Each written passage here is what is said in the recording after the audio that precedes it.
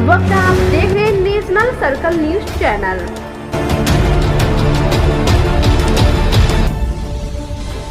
साथियों नमस्कार, मैं हूं सौरभ सोमवंशी और आप इस वक्त मेरे साथ नेशनल सर्कल न्यूज पर हैं।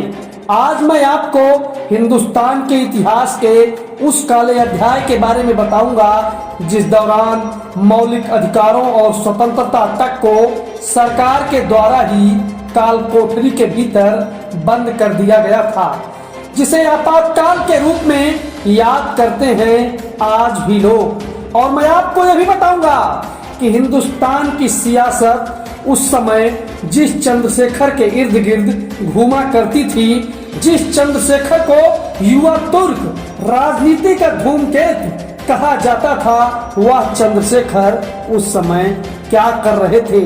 आज हम आपको शार्प रिपोर्टर पत्रिका के संस्थापक और प्रयागराज के वरिष्ठ पत्रकार बीरेंद्र सिंह के द्वारा भेजी गई एक छोटी सी घटना के बारे में बताऊंगा। मैं इस घटना को छोटी इसलिए कह रहा हूं क्योंकि चंद्रशेखर का व्यक्तित्व इतना बड़ा था कि उनके साथ हुई किसी घटना के आधार पर उनका आकलन किया ही नहीं जा सकता। जी हाँ, चंद्रशेखर 17 अप्रैल 1927 को बलिया के इब्राहिम पट्टी गांव में सदानंद और द्रौपदी देवी के घर में उनका जन्म हुआ।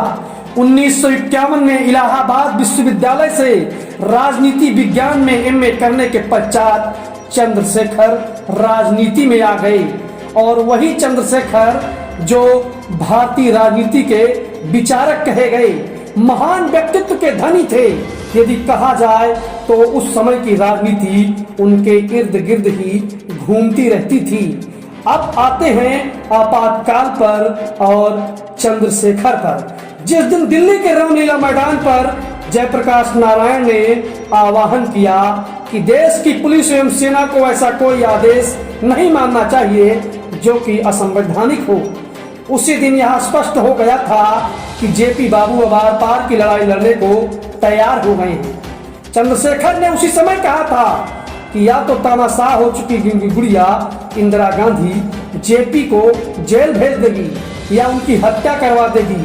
आज से 45 साल पहले 25 जून को रात के 2:50 पर एक संदेश आता है और पता चलता है कि जेपी बाबू को पकड़ने के लिए पुलिस आई है और जेपी बाबू के घर पहुंच जाते हैं चंद्रशेखर, लेकिन पुलिस चंद्रशेखर को अंदर नहीं जाने देती और जेपी से मिलने भी नहीं देती। जेपी ने पुलिस वैन में बैठने के पहले ही कह दिया कि विनाश काले विपरीत बुद्धि, और इसी के साथ देश में आपातकाल की शुरुआत हो गई।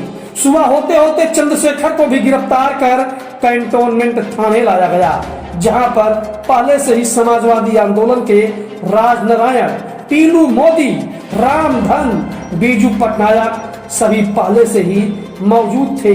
बात राजनारायण की आगे भी आएगी क्योंकि राजनारायण रायबरेली वाले राजनारायण जिन्होंने इंदिरा को हराया, सभी को पुलिस वैन से रोहतक जेल में भेज दिया गया।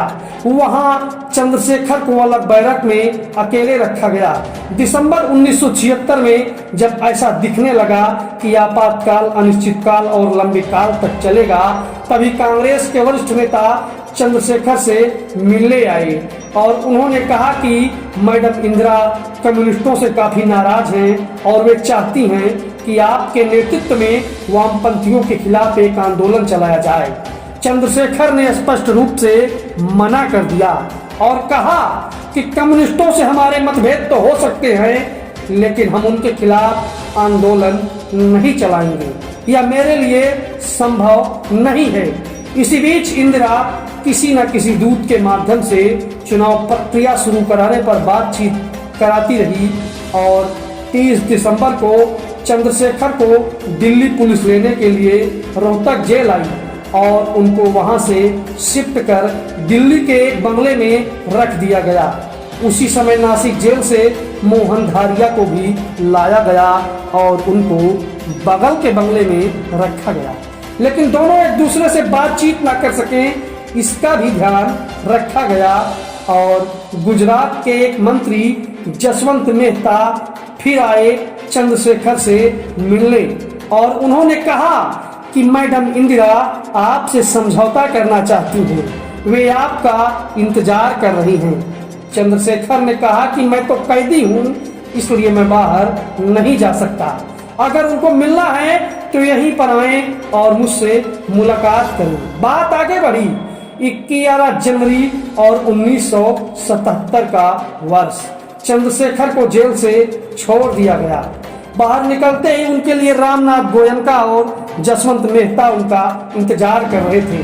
उन लोगों ने कहा, मैडम इंदिरा आपका वेट कर रही हैं, चलिए मिल लीजिए। लेकिन चंद्रशेखर ने कहा कि पहले मैं अपने गांव इब्राहिम पट्टी जाऊंगा, इसके बाद ही किसी से मिलूंगा, और हाँ, इंदिरा से जरूर मिलूंगा।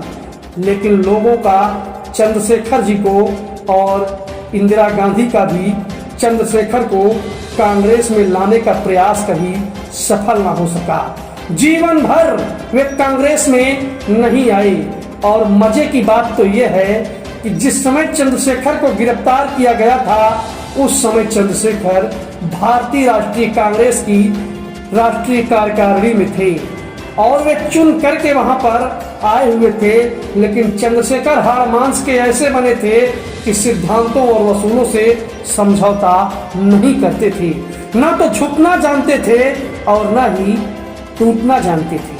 पार्लियामेंट थाने में जब जयप्रकाश नारायण गिरफ्तार किए गए तो चंद्रशेखर कांग्रेसी होते हुए भी थाने पहुंच गए और इंदिरा गांधी मुर्दाबाद, जेपी बाबू जिंदाबाद के नारे लगाने लगे थे।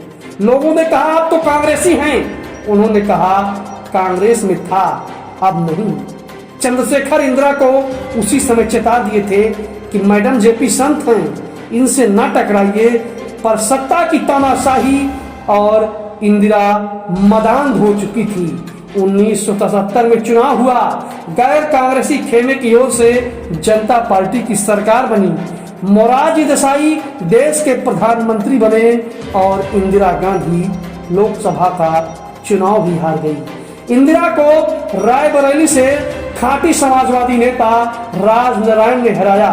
वही राजनारायण जिसका हम जिक्र कर चुके हैं। इसके विरुद्ध इंदिरा गांधी इलाहाबाद हाई कोर्ट ही गई और एक याचिका दाखिल किया और कोर्ट का फैसला उनके खिलाफ आया। अब आप जान लीजिए कि न्यायमूर्ति जगमोहन लाल सिन्हा के एक ऐतिहासिक फैसले से आज क्या स्थिति बनी, जो आज भी इतिहास के पन्नों में अंकित है। उस दौर के लोग बताते हैं कि उस आपातकाल के उस काल में स्वतंत्रता का स्तर इस कदर तक गला घोंट दिया गया था कि फ्रीडम हाउस द्वारा उस समय एक सर्वे जब किया गया था तो 70 के दशक के प्रारंभ में प्रेस की स्वतंत्रता में भारत का स्थान तीसरा था, जो 1975-76 के दौरान 34वें स्तर पर पहुंच गया था। यह घटना आपातकाल के दौरान क्या हुआ और हिंदुस्तान का लोकतंत्र किस स्तर पर पहुंच गया, यह बताने के लिए पर्याप्त है। आपातकाल एक काला अध्याय था जिसे खोलकर पढ़ना देखना किसी को भी डर से भर देगा। दुनिया के सबसे बड़े लोकतंत्र के माथे पर काला धब्बा है आपातकाल।